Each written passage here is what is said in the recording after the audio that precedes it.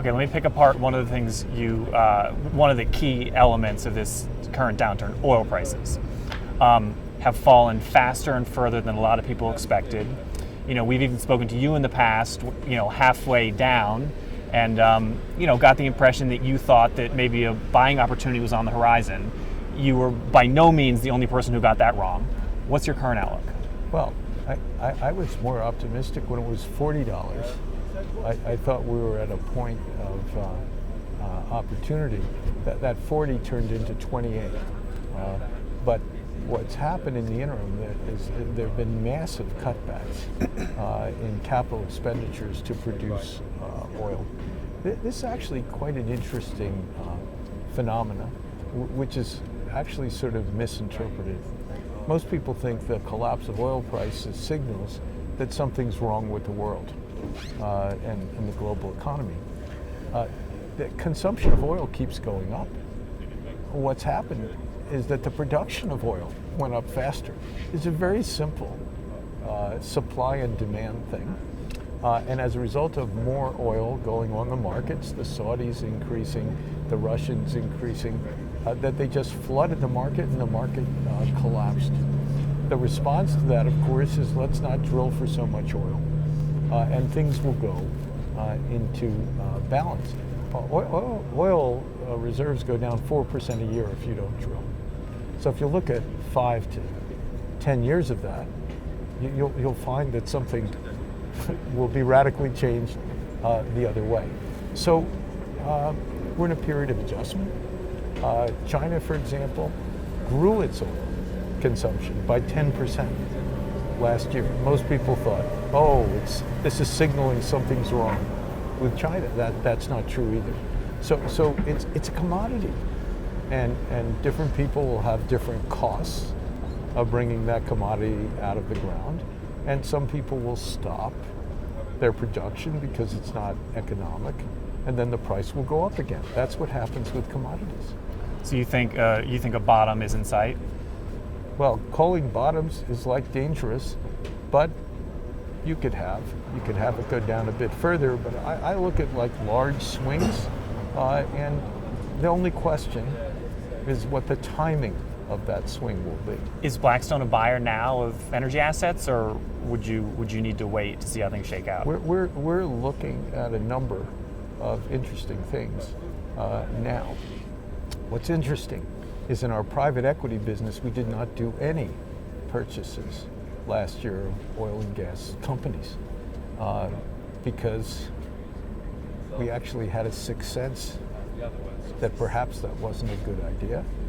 And now we don't have a full go, but it depends on the transaction and the pricing, because the forward curve or the expectation of what will happen with oil prices remains more optimistic than a lot of people think.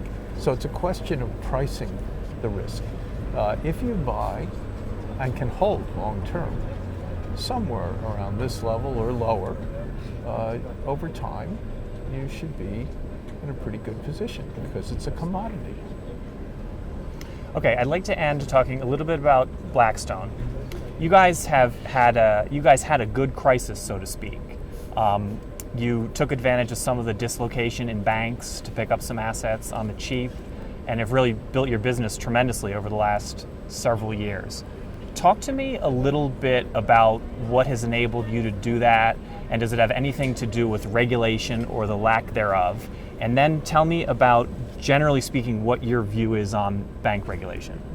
Well, we had a period of time after the crisis where markets were very depressed, economies were depressed, and that's usually a wonderful time to buy things of a whole variety of types.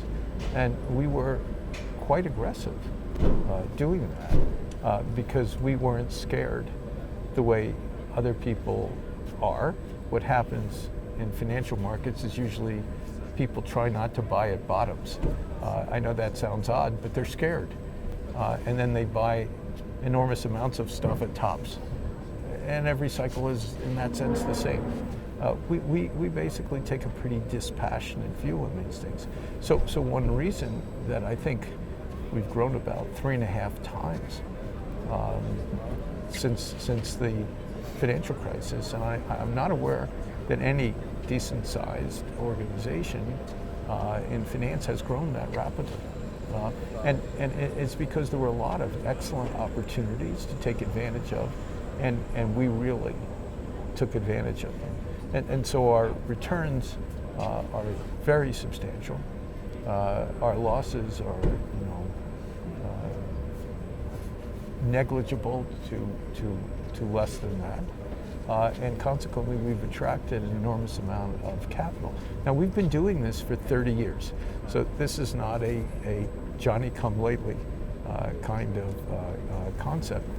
One of the things that happened during that period, of course, is there was regulatory reform, and the banking systems were shrunk.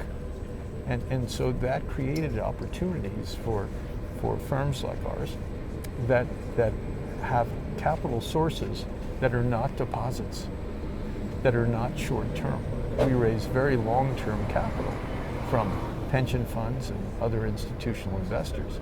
And that enables us to do things, some of which banks used to do, that now they're prohibited from doing, that are very low risk, very good businesses, and in effect, regulatory reform just reached out too far, and some of these types of things fell off the table.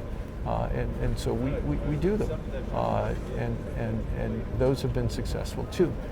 But not to be misled, the real reason for our success was not preying off of a regulatory arbitrage. It was basic investment, new products to take advantage of an economic recovery from really almost a global ending financial crisis. Okay, well, on that note, we'll leave it there. Thanks very much, Steve. My pleasure.